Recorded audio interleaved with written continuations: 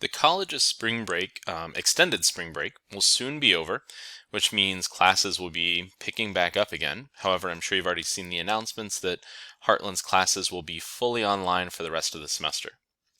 This isn't what you signed up for. You signed up for a face-to-face course, but I want to walk you through a little bit of how things are going to work for the rest of the semester, just to reassure you a little bit regarding the resources that are available to you, and to let you know that I am absolutely here to continue helping you work through this content, even though we won't be meeting face-to-face anymore.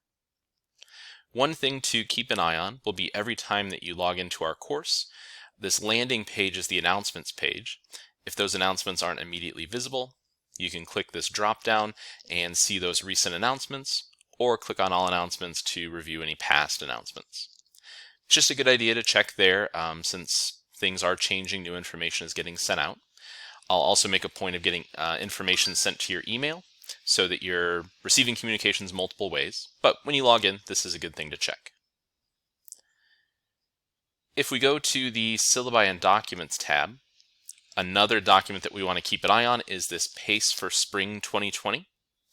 If you haven't already downloaded that, you can go ahead and do that. And opening it up will just give you an idea of where you're supposed to be week to week. We're past midterm at this point, and at this point nothing has changed with the due date for the end of the semester. Everything for this class will end May 15th. That's a Friday at noon. So your goal is to get the appropriate post-test completed by that deadline in order to earn a passing grade for the semester. If you look at the week-to-week schedule, it will give you an idea of where you should be week to week, what assignments you should be working on to be on pace to meet that goal. If you're behind, this will be a great time to hopefully start working ahead start making up for some lost time and get caught up. As you're working from home, something else to show you, just in case you weren't already aware, is that you have access to an Ask My Instructor tool.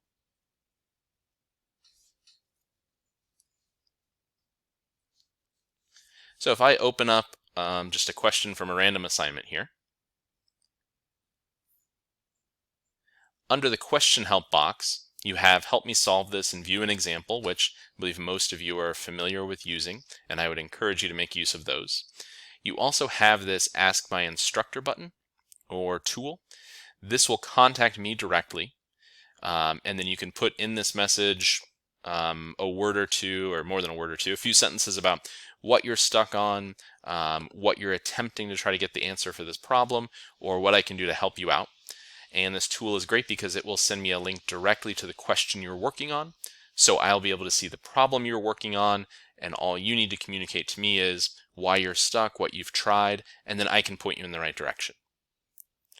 If you run out of attempts for practice tests, progress checks, other things like that, you can also feel free to just email me. Absolutely at any time throughout this course, you can feel free to, or anytime throughout the semester, feel free to email me with questions or concerns, anything that I can help you out with. We won't be meeting face-to-face, but there are going to be some options for you to video conference with some different facilitators throughout the semester. I won't have a standing time set up. However, if you visit the Maths Center website, which I'll email out to everyone, you'll find on this schedule links to facilitators who are holding virtual interactive hours. So you can look at days and times to find a facilitator who would work with your schedule. And if you click on that name, that will take you right to a link for that web conference. If you've never used Zoom before, it's just a web conferencing tool. You may have to download and run some software in order to get this to work, or depending on your browser, it may just work right in your browser. So following those links, it's pretty safe and simple to get that up and running. But again, you can reference this calendar just to see what dates and times people are available for you. If you have a webcam and a microphone on your laptop, you'll be able to interact face-to-face, voice-to-voice. If not, you can type into a chat box and the facilitator will be able to communicate back to you through the chat box, or actually through video and audio to get assistance with things that you need. If you need something specific and we need to set up a video conference, we can do that. Like I mentioned, I don't have a standing schedule, but if we need to talk about something, we can absolutely make time for that. So email me and we'll figure out a solution. The last thing I want to let you know about is our proctoring service. The college has set up or is in the process of setting up an account with HonorLock, which is an online proctoring service.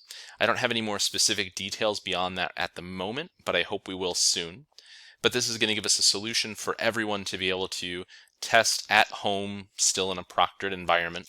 But this will be a tool that you'll log into, and basically they'll get that process set up for you. So I'll send out more information once we have specifics, but I did want to let you know that the college is moving forward with a solution for proctoring. Again, if you have any questions, feel free to email me. We can set up a Zoom video conference or chat in some other way if we need something more than some email communication. Again, I'm here and will continue to be here for the rest of the semester to help you continue pursuing a passing grade for this class.